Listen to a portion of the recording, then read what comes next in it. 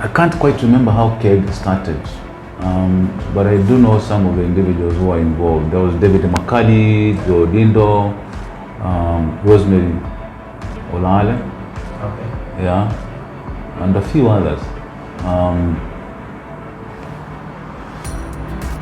And I remember once the idea was mooted, them asking me whether I would like to serve as the first editor, or as the first chairman of the Editors Guild. There was no election, not at all. I said, well, they must be seeing something in me for them to suggest that I lead this baby that has just been birthed. So I said, sure. That was in 2001, if I remember. So we established, what the first thing to do was, of course, to write the constitution. And the way we said about it was to look at similar bodies and how they function around the world. So, and the first place we went to was, not going physically, but we focused on was the UK.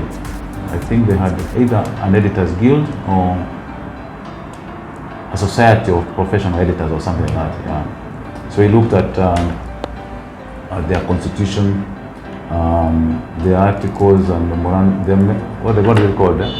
Memorandum of Articles and Association, and the objectives.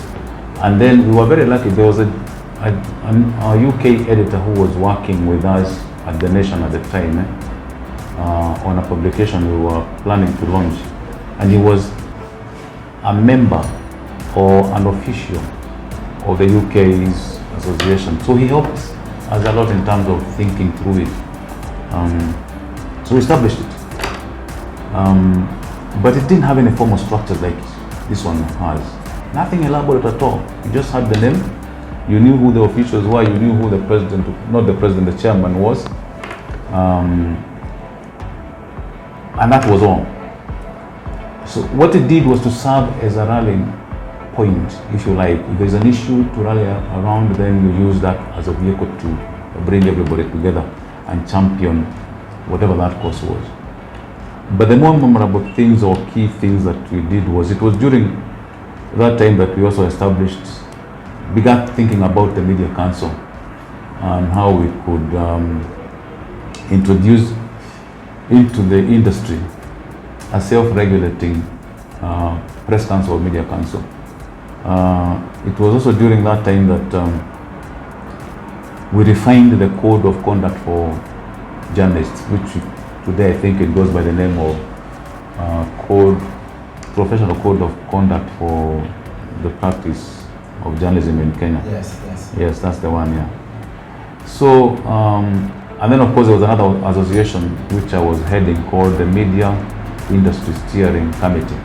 So those two vehicles were formidable in the sense that they brought all the editors together, and then we worked very well with Kenya Union of Journalists and correspondents. Okay. Even with the issue of friction that we see even today. Yeah. So we didn't have any structures. It's important to note that we didn't have any structures. We didn't have any. I can't even remember that we organized any training sessions like they do today, or we had occasional, press club luncheons, which unfortunately, used to be funded a lot by commercial interests like BAT, Kenya Breweries, and the rest of it. And I'm not sure that has changed much even today. We still rely a lot on donors. Yes. Yeah. So even though I served for that length of time, what KEG was then is not what it is today. It has changed, morphed into something else. A very strong organization that is admired across the entire industry, has made a real mark in terms of where it has positioned journalism and where it has positioned actually the people who run journalism in this country. So I think the question one would ask is, why didn't we do as much then as a guild as we see the current guild doing? I think we were too preoccupied with just trying to get to do our job better as journalists without worrying too much about these organizational superstructures.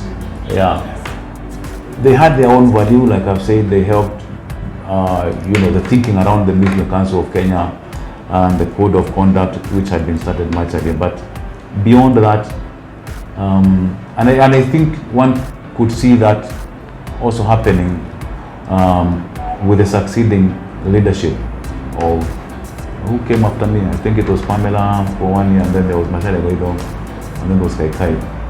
And it wasn't until the current crop of leadership came in that the thing morphed into something totally different. A real a formal organization with very well defined structures, objectives that are followed from day to day or from month to month or whatever, and the impact that it's making in the industry. I think that's all I would like to say about my time at the Kenya Editors Guild.